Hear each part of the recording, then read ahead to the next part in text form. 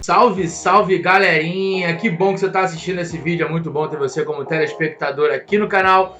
Fica comigo até o final desse vídeo, porque eu tenho certeza que esse vídeo vai agregar demais na sua preparação para a prova de física do Enem, galera. Então o que vai rolar nesse vídeo de hoje é a segunda gravação do rolezinho. Mas o que é o rolezinho? É quando a gente para aqui no canal para resolver questões do Enem, analisar a prova, fazer a leitura da questão, passar algumas estatísticas também sobre o índice de acerto das questões. E a gente vai fazer aqui, vai resolver algumas questões que foram associadas, que foram dos temas abordados na nossa última série, que foi a Físico Pulando Corda. Então vai lá no nosso canal do YouTube, inscreva-se no nosso canal, galera. Então vai ter uma barrinha vermelha escrito no inscrever-se, clica nela, aproveita, ativa a notificação do sininho para também ficar recebendo aí todos os conteúdos, todas as postagens que a gente colocar no ar. E também, galera, já peço para que você, assistindo ao vídeo, preste atenção na resolução, deixa aí seu comentário ao final, diz aí se acertou, se não acertou, se teria achado difícil, fácil. Deixa também seu like, fique à vontade para compartilhar essa publicação, porque assim você ajuda muito a gente que está fazendo aí, criando esses conteúdos na internet. Então vamos resolver algumas questões do Enem. As questões, galera, já foram postadas no perfil do Físico no Rolê, @Físico no Rolê no Instagram. Aproveita para seguir também a gente lá no Instagram. E aí hoje aqui vai ser o vídeo de resolução dessas questões. Então me diz aí ao final como é que foi o seu desempenho nas resoluções. Bora pra tela! Então vamos lá, galera, vamos resolver aí a primeira questão da lista, a questão do Enem 2019, que fala o seguinte, ó.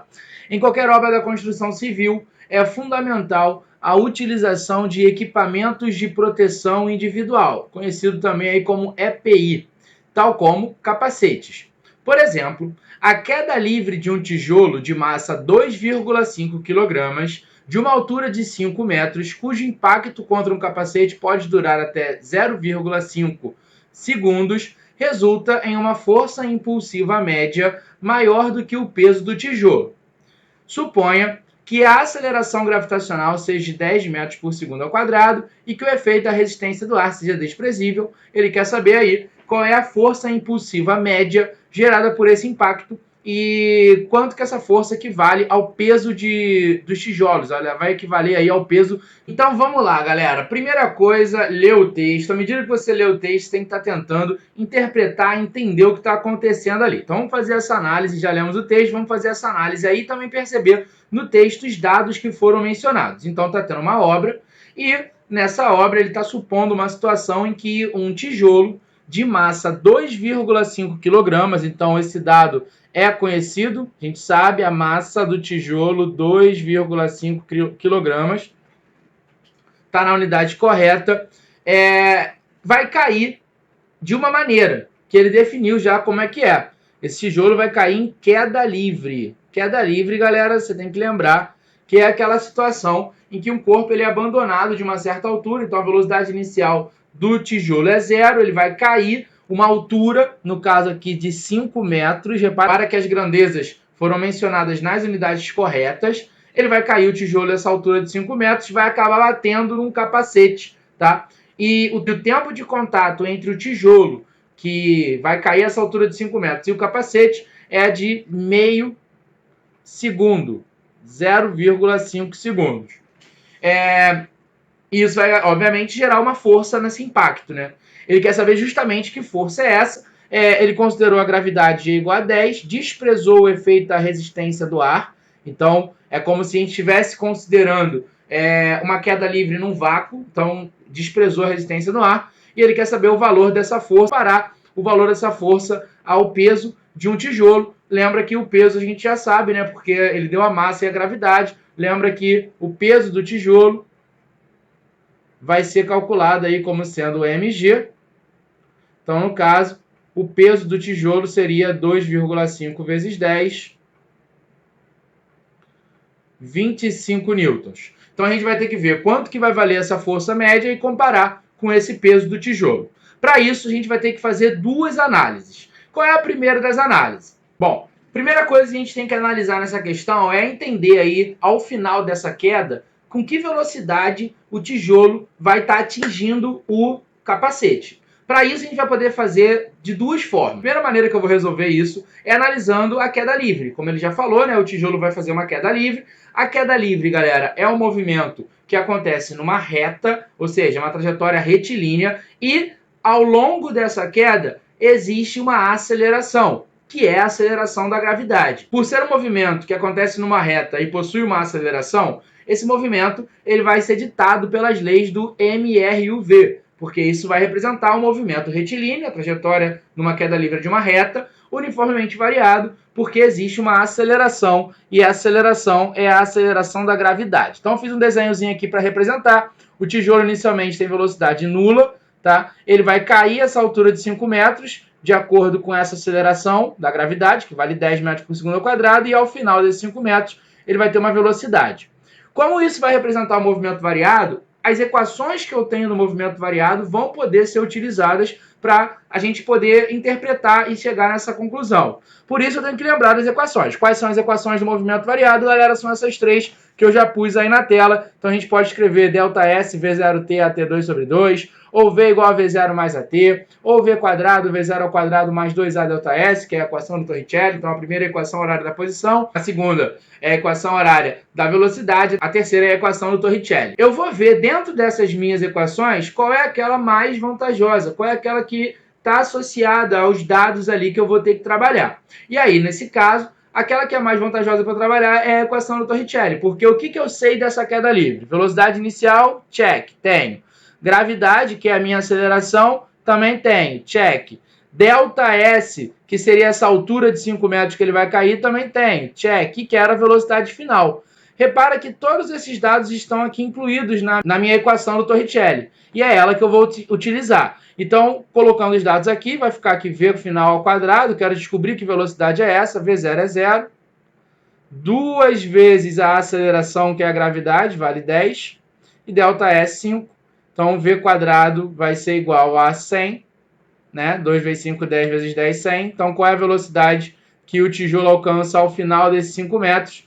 10 metros por segundo. Beleza? Poderia também chegar nesse mesmo valor utilizando uma outra ferramenta muito poderosa, que é a conservação da energia mecânica. Como a questão aí, no caso, ela está falando, né, que não tem força de resistência no ar e está considerando o sistema como conservativo, a gente pode também fazer a leitura das energias mecânicas do início, no fim, e igualar esses valores aí. Então vamos ver como é que seria chegar nesse resultado por essa outra forma. Beleza, galera? Então, para a gente poder fazer e chegar nesse resultado aí através desse conceito, dessa ferramenta muito importante que é a conservação da energia mecânica, a gente primeiro tem que entender que a energia mecânica é dada como a soma de duas formas de energia. Uma delas é a chamada energia potencial, que a gente vai entendê-la como sendo uma energia que o corpo vai estar armazenando, acumulando com ele, e essa energia pode ser armazenada de duas maneiras. Ou a energia vai ser armazenada na forma gravitacional, energia potencial gravitacional, que é quando o corpo está a uma certa altura em relação a um determinado ponto, e aí quando você perceber isso, a gente vai calcular essa quantidade de energia acumulada por essa relação do mgh, ou a energia ela vai ser acumulada com uma mola. Então, se eu pego uma mola e eu estico ou eu comprimo essa mola, se eu gero alguma deformação naquela mola, uma mudança em seu comprimento, aquela mola vai estar acumulando energia na forma de potencial elástica. Então, a gente escreve aí, quando tem uma situação como essa, para calcular, usa essa relação do kx² sobre 2, o k é a constante elástica da mola, o x é o quanto eu deformei a mola, e quando o corpo ele tem velocidade, ele também tem energia cinética. Então a gente tem que analisar a energia mecânica como sendo a soma dessas duas formas de energia. E o nosso trabalho é exatamente esse. Ver aí dentro da minha questão, da situação que eu estou analisando, o que tem de energia em cada ponto. E aí, né, o sistema sendo conservativo, que é o caso, ele desprezou a força dissipativa, que no caso é a resistência do ar. Então a energia mecânica se conserva. Então tudo que eu tenho de energia no início, eu vou ter esse mesmo valor de energia, só que sobre uma outra forma em um determinado ponto final. Então a energia mecânica inicial, o valor dela é igual ao valor da energia mecânica final. E aí, no caso, a nossa leitura vai ser entender como que essa energia mecânica se manifesta nesses pontos inicial e final. Voltando ao meu desenho aqui de referência, galera, a gente repara que a situação aqui é o seguinte. No início, ele vai estar aqui em cima. Então, aqui vai representar o meu momento inicial. Início. E aqui seria, quando ele chega aqui, né, o meu momento final. Final. Então, em relação a esses dois pontos, eu vou tratar esse ponto mais baixo como sendo solo, e aí vamos fazer a leitura das energias. O que o cara tem de energia mecânica nessa posição inicial? Aí você vai perceber. Tem alguma altura em relação ao ponto mais baixo, que é o ponto final ali? Tem. Então tem uma certa quantidade de potencial gravitacional. Vai percebendo se tem as outras ou não. Tem mola ali? Não, não tem mola, então não tem elástica. Tem velocidade? Também não. Então a energia mecânica desse tijolo nesse momento inicial está toda sobre a forma de mgh. Toda essa quantidade de energia vai se transformar aqui em uma outra forma. O valor não vai mudar porque não tem força dissipativa, mas a forma muda. E aí no momento final, como é que a gente vai fazer a leitura dessa energia mecânica do corpo? Aí você vai perceber. Tem altura agora? Agora ele está no ponto mais baixo da minha trajetória, que eu tratei como solo. Então não tem altura. Então, no caso, não tem mais potencial gravitacional. Não tem mola também, não tem potencial elástico, mas tem uma velocidade. Então, agora a energia mecânica desse corpo está sobre a forma de mv² sobre 2 energia cinética. Vamos igualar essas duas? Então, como a gente pode igualar essas duas quantidades, vamos lá colocar que toda aquela quantidade de energia mecânica inicial na forma de mgh se transformou em cinética mv² sobre 2. Repara que esse termo massa, ó, eu posso cortá-lo dos dois lados, tem aparecendo aqui. E aí, galera, substituindo os valores, vai ficar assim, ó, v² igual a gh. Repara que o 2 que está dividindo, ele pode ser jogado para o outro lado, então vai ser aqui, ó, 2gh. E aí, no caso, v² vai ser igual a 2, a gravidade é 10. Qual é a altura que esse cara estava no ponto inicial? Era de 5 metros. Isso aqui, fazendo o cálculo, vai dar 100. v² igual a 100, então qual é a velocidade? 10 metros por segundo. Então, a gente poderia chegar nesse mesmo valor utilizando essa forma aí da conservação de energia. Diz aí também o que você achou mais fácil. Essa foi a primeira parte da análise. Agora a gente vai para a segunda parte, porque nesse momento a gente já entende que o capacete ele vai sofrer o impacto com o tijolo. E o tijolo ele vai chegar no capacete com uma velocidade de 10 metros por segundo. A gente vai entender agora e vai analisar esse impacto. Então a gente vai considerar dois momentos. Instantes antes do tijolo bater no capacete e depois, beleza? E aí, para isso, vamos considerar isso aqui, ó. A gente vai considerar o seguinte, galera. O tijolo veio, ele alcançou aqui o capacete com uma velocidade de 10 metros por segundo, bateu, pou! E ele bate e fica, beleza? Então, ao final, a velocidade aqui vai ser 0. Bom, repara o seguinte, né? Vai haver aqui força de interação entre os dois. Qual é o bizu aqui para analisar essa força? O tijolo vai gerar uma força no capacete para baixo. Força de ação. Obviamente, o capacete vai devolver uma força no tijolo para cima. Força de reação. A gente vai fazer uma análise aqui e vai entender o que aconteceu com o capacete e vai descobrir qual é o valor dessa força. Lembra que isso aqui, né, ação e reação, lembra da gente a terceira lei de Newton. Então, o que diz aí a terceira lei de Newton? Que essas duas forças têm o mesmo valor. Então, o valor que a gente encontrar para essa força aí é o mesmo, tá? Tanto para a força que o capacete faz no tijolo, quanto para a força que o tijolo faz no capacete, tá? Elas vão seguir a lei de Newton, então elas vão ter mesmo valor numérico. Só que para a gente poder descobrir o valor dessa força, a gente vai ter que aplicar o teorema do impulso. E o teorema do impulso diz o seguinte: que o impulso é igual à variação da quantidade de movimento. Bom, o impulso, a gente aprendeu aí na nossa terceira série aqui do canal, Físico Pulando Corda. É a primeira aula dessa série, é a aula que faz análise do salto inicial. E aí a gente aprendeu que força vezes ΔT é igual à variação da quantidade de movimento, que seria a quantidade de movimento final, que aqui eu tratei como sendo a situação depois, menos a quantidade de movimento inicial, que aqui eu chamei aí de situação de antes. Então, depois do impacto e antes do impacto. Quando a gente trabalha com essas grandezas, impulso, quantidade de movimento, força, são grandezas vetoriais, galera. Então, é sempre bom a gente orientar a nossa trajetória. Então, a orientação aqui positiva para baixo. E aí, vamos fazer aqui a leitura disso. Ó, vamos lá. Qual é a velocidade do meu tijolo após o contato e impacto dele com o capacete? 0. Então, meu Q de depois aqui vai ser 0. Lembra que quantidade de movimento a gente calcula como sendo o produto m vezes v. Já antes, eu vou ter o seguinte. Eu vou ter um cara com uma velocidade de 10. Olha que o vetor velocidade dele está para baixo. Ó, então, de acordo com o sentido positivo da minha trajetória. E aí eu vou colocar os dados que eu tenho. Eu quero descobrir o valor dessa força. Então, vai ficar força vezes ΔT. Lembra que lá no texto ele disse que o tempo de contato entre o tijolo e o capacete era de meio segundo, então aqui é 1/2, meio segundo. Isso aqui vai ser igual a menos massa, que era 2,5, vezes a velocidade que ele tinha antes do impacto acontecer, que é essa que a gente calculou aí, de 10 metros por segundo, orientada como mais 10, porque ela está no sentido positivo da minha trajetória. Fazendo o cálculo, a gente encontra que essa força F vai ser calculada como sendo 25 vezes 2, 50 newtons. Só que, no caso aqui, a gente achou um valor, né? E a gente achou também um sinal aí de menos.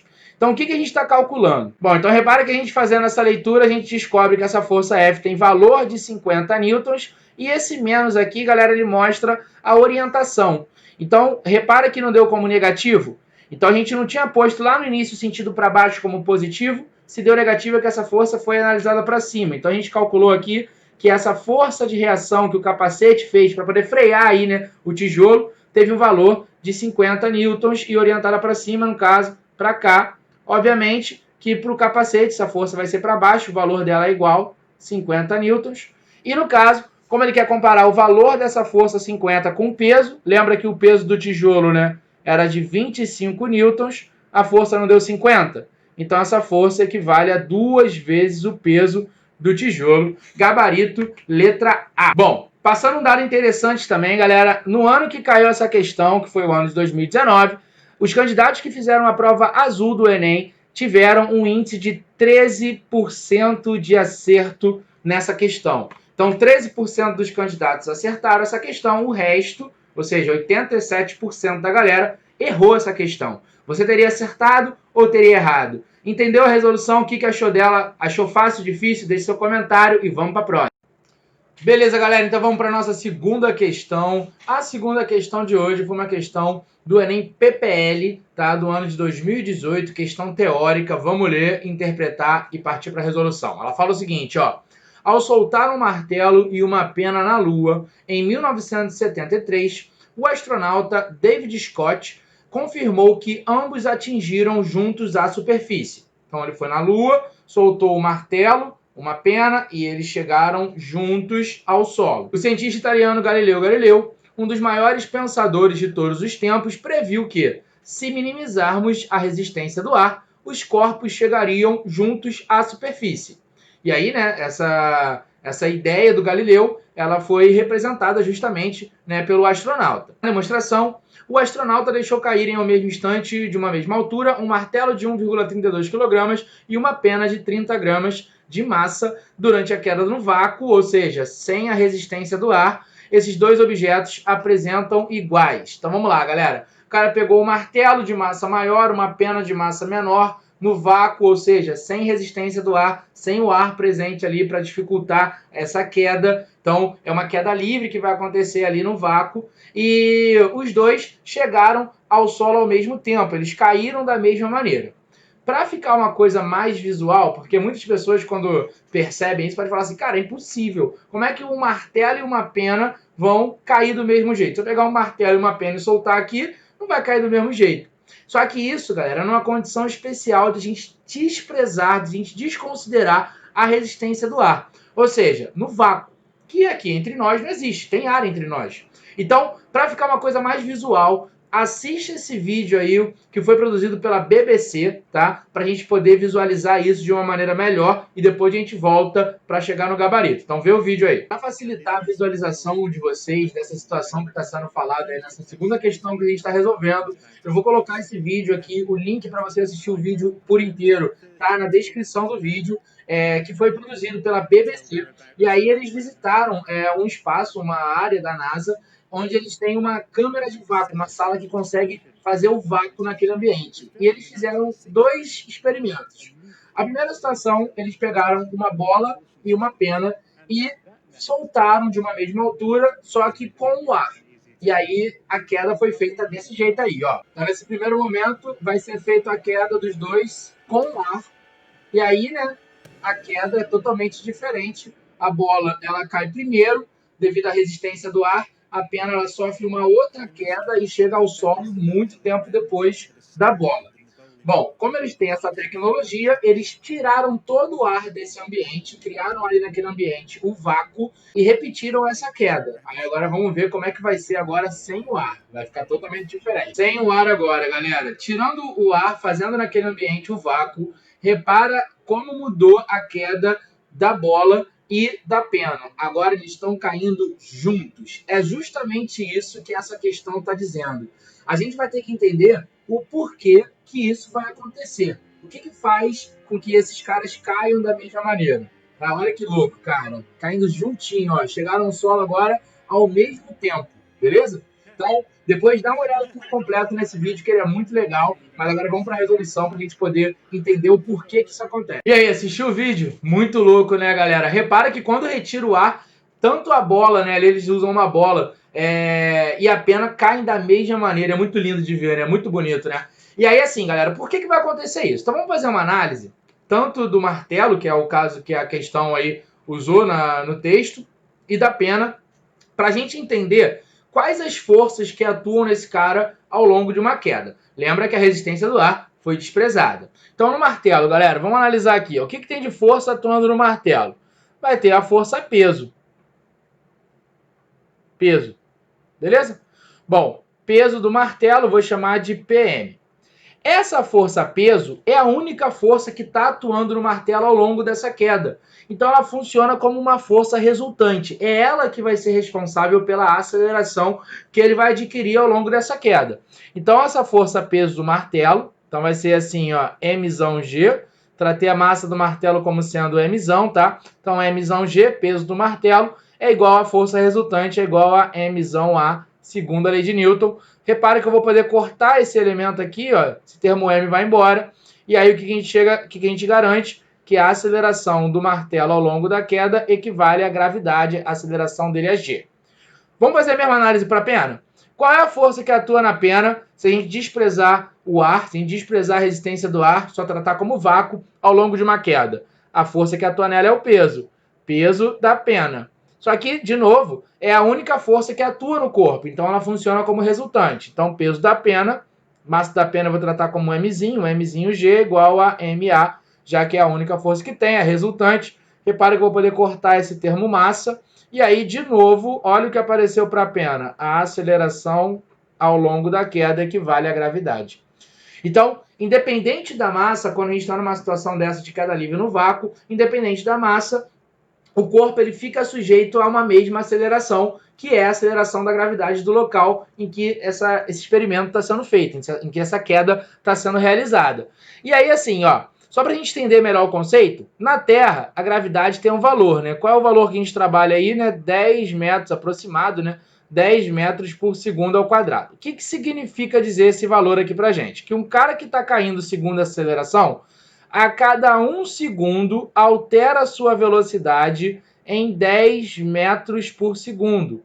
Então, o martelo e a pena, se eles estivessem caindo de acordo com a aceleração da gravidade, eles vão estar caindo com a mesma aceleração. A mudança na velocidade deles é a mesma. Então, se eles caem durante 1 segundo, eles vão mudando a velocidade da mesma forma. Cada 1 segundo muda 10. Tá? No caso, se for na Lua, a gravidade na Lua não é o valor de G igual a 10, né? O valor da gravidade da Lua está em torno de 1,6 metros por segundo ao quadrado. Então, na Lua, se a gente fizer esse experimento, tanto o martelo quanto a pena ficam sujeitos à mesma aceleração da gravidade da Lua. Cada 1 segundo, a velocidade deles iria mudar ao longo dessa queda 1,6 metros por segundo. É esse significado que essa grandeza possui. E aí, como eles vão ter a mesma aceleração, a queda acontece da mesma maneira. E aí o gabarito, letra B de dado. E aí, o que você teria achado? Achou fácil? Achou difícil? Gostou do vídeo? Assiste o vídeo inteiro que é muito legal, tá? Tá lá o link na descrição. E para essa questão, galera, eu não tenho dado de acerto, tá? Mas uma questão teórica, bem cara de Enem mesmo. Vamos para a questão número 3. Terceira questão, galera, questão aí da prova do Enem 2018. Vamos ler o texto, interpretar, entender a situação e ver o que a gente marca. Visando a melhoria estética de um veículo, o vendedor de uma loja sugere ao consumidor que ele troque as rodas de seu automóvel de aro 15 polegadas para aro 17 polegadas, que é aumentar aí o tamanho da roda do carro. Responde a um diâmetro maior do conjunto roda-pneu. Duas consequências provocadas por essa troca de aro são...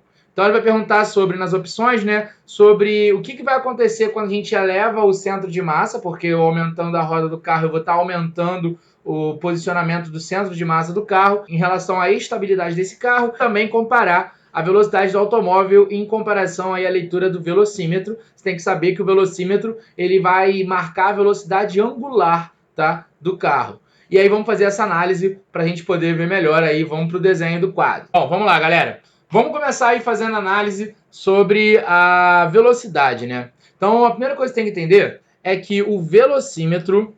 Então, o velocímetro... Ele mede a velocidade angular. Velocidade angular, galera, é aquela que a gente aprendeu aí na nossa série Físico Pulando Corda. É a aula 3 que faz a análise do movimento circular. A gente expressa essa velocidade angular por essa letra ômega, beleza? A velocidade angular, ela está diretamente ligada ao número de voltas que a roda desse carro completa em um certo intervalo de tempo. Isso está diretamente ligado ao trabalho do motor para fazer rotacionar o eixo, fazendo com que a roda gire. Então, essa velocidade angular, como eu não alterei o motor do meu carro, não mudei a potência desse motor, ela também não vai sofrer alteração. Então a velocidade angular das rodas é a mesma, tanto com o aro 15 quanto com o aro 17. O que não vai fazer com que a leitura do velocímetro mude. Então esses caras rodam aqui, ó, com a mesma velocidade angular ômega, mesma velocidade angular ômega. Porém, a velocidade linear vai sofrer uma alteração. Porque lembra que existe uma relação importante que relaciona essas duas velocidades aí, a linear com a angular. Qual é a relação? V igual a ômega R. E aí o que está havendo quando você faz a troca dos aros? Você está aumentando o raio. E quando você aumenta essa grandeza, você automaticamente faz com que essa velocidade linear aumente. A velocidade linear do carro do aro 17, velhinha que eu chamei ali, vai ser maior do que a velocidade do carro do aro 15. Então, essa velocidade velhinha é maior do que essa velocidade V, porém, a leitura do velocímetro é a mesma. Sobre a instabilidade, quanto mais alto tiver meu centro de massa, maior vai ser a facilidade que eu tenho de sofrer uma força e rotacionar. Então, mais instável eu fico. Para ficar mais fácil vocês visualizarem isso, galera, segue o videozinho aí na sequência, mas antes vamos voltar ali só para a gente ver o gabarito. Vamos lá, galera, ó. Letra A, elevar a posição do centro de massa do veículo torna-o mais instável, correto? Porque quando você tem um centro de massa maior, uma força, ela consegue gerar uma rotação, um momento maior, e aumenta a velocidade do automóvel em relação à indicada pelo velocímetro. Realmente, a velocidade no aro 17 velhinha seria maior do que a velocidade no caso anterior do aro 15. Abaixar a posição do centro de massa torna mais estável, não é aumentar. Elevar a posição do centro de massa torna mais estável, não. Abaixar a posição do centro de massa, letra B, torna mais estável, não. Letra E, elevar a posição do centro de massa torna mais estável, não. Elevando a posição do centro de massa, o corpo ele fica mais instável, como vocês vão ver na sequência desse vídeo aí. No caso, gabarito letra A. Já para deixar também, além do gabarito, galera, a estatística dessa questão. No ano em que ela ocorreu, do Enem 2018, os candidatos que fizeram a prova azul do Enem obtiveram nessa questão o índice de 26% de acerto, beleza? Então é importante também a gente saber aí como que isso é no geral, para você ter uma ideia de quanto é que a galera acerta em questões de física, no caso essa foi 26%. Você teria acertado, teria errado, vê o vídeo aí na sequência e vamos para a questão número 4. Bom, galera, para poder mostrar isso que foi falado aí nessa questão de uma forma mais simples, vamos pegar aqui esse livro para ilustrar. Então, ó, peguei o livro, coloquei ele deitado aqui, tá, sobre o chão. E aí, nesse ponto, né, seria a situação do aro menor, de 15 polegadas. E aí, o centro de massa vai estar mais próximo. Caso eu aplique uma força nesse livro, essa força vai gerar nele uma translação. Então, vamos ver. Então, vamos lá, ó. Vou aplicar a força, ó. Gerou nele uma translação. Se eu pegar esse livro e colocar ele assim, o centro de massa dele, que vai ser mais ou menos aqui no centro geométrico, porque ele é homogêneo, se eu aplicar uma força, eu já vou conseguir rotacioná-lo, fica mais fácil de eu rotacionar ele. Então, se eu aplicar uma força aqui do lado, ó, aqui, ó, ele já fica sujeito ali a uma rotação maior. Então, ele fica mais instável. Por isso que esses carros aí que tem aro muito grande, que tem rodas muito grandes, eles têm que tomar muito cuidado quando entram em uma curva, porque eles são mais instáveis, tá? Facilmente a gente consegue rotacioná-lo. Vamos lá então, galera, quarta questão do nosso rolezinho, questão do Enem 2014, que fala o seguinte: um professor utiliza essa história em quadrinhos para discutir com os estudantes o movimento de satélites. Nesse sentido, pede a eles que analisam o movimento do coelhinho, considerando o módulo da velocidade constante. Essa dica que ele deu é muito importante. Então, ó, o módulo da velocidade constante. Desprezando a existência de forças dissipativas, o vetor aceleração tangencial do coelhinho no terceiro quadrinho é... Então aqui, galera, temos aí o quadrinho, Cebolinha e Mônica. Mônica lança o Sansão em cima do Cebolinha. Não acerta no primeiro momento, Cebolinha fica lá gastando a Mônica. Só que ela lançou com tanta velocidade que, olha só, hein? O Sansão, olha o terceiro quadrinho que ele tinha mencionado, ele vai realizar aqui um movimento circular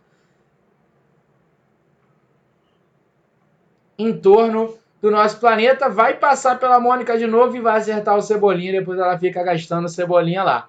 Bom, só que uma questão que fala sobre movimento circular com velocidade constante, a gente já catou aí que ela está falando de movimento circular uniforme, beleza?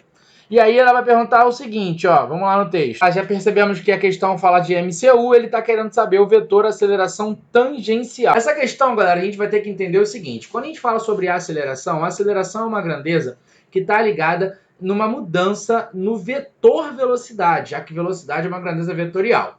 Quando a gente trabalha com vetor, a gente tem a parte do valor numérico, que é o módulo, e tem a parte da orientação. E essa aceleração que ele perguntou no texto, que é a chamada aceleração tangencial, é uma aceleração que está atrelada, que está associada a uma mudança no valor da velocidade.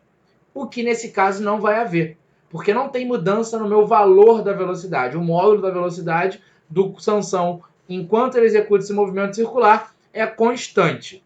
Ah, então quer dizer que no movimento circular uniforme não existe aceleração? Não existe aceleração tangencial, mas o meu vetor velocidade ele continuamente está mudando. Então eu fiz o desenho aqui do lado, vamos olhar melhor aí como é que fica. Repara, galera, que nesse momento aqui, ó, eu tenho 4 posições do Sansão enquanto ele executa essa volta em torno da Terra. Então aqui, ó, nessa primeira posição, olha a orientação do meu vetor velocidade. Na segunda aqui, ó, na terceira aqui, em cada posição que ele se encontra, esse vetor é orientado de uma forma diferente. Então, houve sim mudança no vetor velocidade e isso está atrelado à presença de uma aceleração. Só que, quando a gente trabalha no MCU, a aceleração que atua aqui é a chamada aceleração centrípeta, tá? Que a gente calcula como sendo V² sobre R. E essa aceleração aqui eu indiquei de amarelo, né? Ela sempre aponta aqui para o centro da minha trajetória e ela tem essa função de alterar a direção do meu vetor velocidade. A aceleração tangencial, que é aquela que ele perguntou no texto, é uma aceleração que está atrelada a uma mudança no valor. Ela está associada a uma alteração no valor. Ela está associada a uma mudança no módulo da velocidade. E para esse caso, como esse valor aí não vai mudar, o valor da velocidade é sempre igual, a aceleração tangencial ela vale 0. Então vamos para a resposta para a gente poder ver qual o gabarito. Maravilha, então voltando aqui nas alternativas, galera, a gente vai ter aqui letra A aceleração tangencial é nula, realmente, a aceleração tangencial é nula, então resposta letra A. Vamos lá, letra B, paralela à sua velocidade linear no mesmo sentido. Quando que eu teria uma situação dessa? Eu teria isso numa situação em que o valor da minha velocidade aumenta, é o movimento que a gente classifica aí como sendo um movimento acelerado. O caso da letra C é quando você percebe que o valor da velocidade ao longo do movimento vai diminuindo, porque aí a aceleração tangencial ela é paralela à velocidade, mas oposta ao movimento. Então, no caso, isso aí caracteriza um movimento chamado de retardado. A aceleração tangencial perpendicular à sua velocidade linear e dirigida ao centro da Terra, não. Isso é a aceleração no MCU, que quem atua ali é a centrípeta, e letra E, perpendicular à sua velocidade linear e dirigido para fora, também não. Resposta, letra A. No ano em que essa questão caiu, ela teve impressionantemente apenas 13 de acerto, galera. Uma questão teórica rápida. Se você lembrava da diferença de aceleração tangencial para centrípeta e sabia fazer bem essa análise, rapidinho leu, opa, pegou ali que a velocidade tem valor constante, então a aceleração tangencial 0, rapidinho matou, mas ela só teve 13% de acerto. E aí, teria acertado ou errado? Deixe seu comentário. Vamos para a questão número 5. Agora, meu povo, questão número 5, rolezinho aí da nossa série Físico Pulando Corda. Aproveita também, galera, vai lá na nossa playlist, acompanha nossas séries que estão muito bacanas, tá? Se inscreva no canal, dê seu like, comentário também, deixa aí seu feedback, compartilha, fica à vontade para compartilhar essa publicação e vamos dar uma lida na nossa próxima questão também do Enem de 2014. Bom, para entender os movimentos dos corpos, Galileu, já apareceu aí em outra questão nessa resolução de hoje, discutiu o movimento de uma esfera de metal em dois planos inclinados sem atritos e com a possibilidade de se alterarem os ângulos de inclinação conforme mostra a figura. Então tem dois planos inclinados, né? Um plano aqui que é o de descida, esse plano aqui à frente que é o de subida, tá? E esses ângulos de inclinação a gente pode alterar segundo o texto. Sem atrito, já deixou claro isso. Na descrição do experimento, quando a esfera de metal é abandonada, então ó, já deu um dado pra gente. Abandonada quer dizer que a velocidade inicial dessa esfera aí é 0. É abandonar ou descer um plano inclinado de um determinado nível, ela sempre atinge no plano ascendente, no máximo, um nível igual àquele em que ela foi abandonada. Então ela vai sair aqui desse ponto e ela vai conseguir chegar até esse mesmo nível aqui no plano de subida. Isso porque, como não tem atrito, você vai conservar a quantidade de energia, então não tem como ela chegar acima, porque para ela subir, chegar a um nível mais alto do que o nível que ela foi lançada, ela teria que receber energia ao longo do processo, não é o caso, a quantidade de energia está se mantendo constante, então ela chega até o mesmo ponto. E ele faz uma pergunta sobre o seguinte: se o ângulo de inclinação do plano de subida for reduzido a 0, a esfera, então ele vai querer saber o que vai acontecer com essa esfera caso esse plano de subida que está inclinado dessa maneira, o ângulo seja reduzido a 0, ou seja, fique na horizontal. Então vamos fazer o desenho aqui do lado para poder ilustrar melhor isso. Então vamos lá, galera. A bolinha estava posicionada nessa posição inicialmente, a gente já estudou isso aí nessas resoluções de hoje, a gente sabe aí que estando nessa posição, né, essa bolinha tem uma certa quantidade de energia mecânica, e a energia mecânica nessa posição está sob a forma de potencial gravitacional mgh. Bom, ela não tem velocidade no início, né? O V0 é 0. Ela vai descer, à medida que ela estiver descendo, ela vai manter a sua quantidade de energia, porém a forma muda, porque essa potencial gravitacional vai diminuindo, ela vai ganhando velocidade, vai aumentando cinética, e quando ela chegar aqui no plano horizontal, ela vai ter uma certa velocidade, e a gente quer entender o que vai acontecer com essa velocidade ao longo do deslocamento. Para isso, a gente vai ter que entender se haverá ou não aceleração nesse movimento horizontal que ela vai executar agora. E aí, para isso, a gente vai ter que fazer uma análise das forças. Então, quais são as forças que atuam nessa bolinha aí? Bom, sobre ela existem algumas forças. Quais são? Peso. A questão já deixou claro que não tem atrito. Além da força peso, tem contato com superfície, vai ter uma força normal vertical para cima. A gente olhando essas forças, a gente percebe que a força resultante que atua sobre essa bolinha é nula, porque essas duas forças têm direções verticais, o movimento acontece na horizontal, então ela está equilibrada na vertical, a soma dessas forças aqui é 0, o que vai fazer com que a aceleração também seja 0. Como é que você sabe que essa relação pode ser falada? Pela segunda lei de Newton. O que diz a segunda lei de Newton? Que força resultante é igual a m vezes a. Se a minha força resultante é nula, é porque a minha aceleração também é nula. E, galera, o que significa dizer que a minha aceleração ali é 0? Que à medida em que eu estiver me movimentando, o meu vetor velocidade não sofrerá nenhuma mudança. Não sofrerá mudança em sua direção, nem seu valor, nada. Então, o que vai acontecer aí com o movimento dessa bolinha nesse trecho horizontal? Ela vai executar um MRU. Ela vai manter esse valor de velocidade dela constante ao longo dessa trajetória. Ela executa um movimento retilíneo uniforme. Caso houvesse atrito, galera, a leitura das forças seria diferente, porque ficaria FAT para trás, além da FAT teria peso e normal. Repara que agora que a resultante, se houvesse atrito, não daria zero, porque tem essa componente aqui, ó, FAT contrária ao movimento, isso geraria uma aceleração contrária, a FAT seria a resultante nesse caso, e aí a velocidade da bolinha diminuía ao longo do trajeto. Como ele desconsiderou o atrito, a velocidade dela vai permanecer constante, e aí vamos no resultado ver nas alternativas qual é a resposta correta. O ângulo de inclinação do plano de subida for reduzido a zero, letra A, ele fala o seguinte: a esfera manterá sua velocidade constante. Beleza, letra B também fala a mesma coisa sobre a velocidade. A letra C, D e E tá fora, porque a gente já analisou que não vai ter aceleração. Um cuidado também, galera, ter velocidade para frente não significa necessariamente dizer que existe uma força impulsionando lá para frente, tá? Então tem gente que confunde isso. Então a letra C, D e E fora, estamos entre a A e a B. Então manterá sua velocidade constante, pois o impulso resultante sobre ela será nulo. E letra E, B, pois o impulso da descida continuará a empurrá-la. Não tem nada empurrando ela. O impulso resultante é nulo. Lembra que impulso, né, é a força resultante vezes tempo. Se a força resultante é zero, o impulso resultante também é zero. Então, resposta, letra A. Bom, galera, no ano que caiu essa questão, ela teve 14% de acerto apenas. Questão rápida, tranquila, analisou, teórica, com apenas 14% de acerto. Diz aí o seu comentário se você teria acertado ou não. Vamos para a última questão do nosso rolezinho, questão número 6, para fechar essa série. Galerinha, chegamos ao final do nosso rolezinho, sexta questão lá do Enem de 2011. Vamos ver o que ela fala, interpretar, entender e partir para a resolução, galera.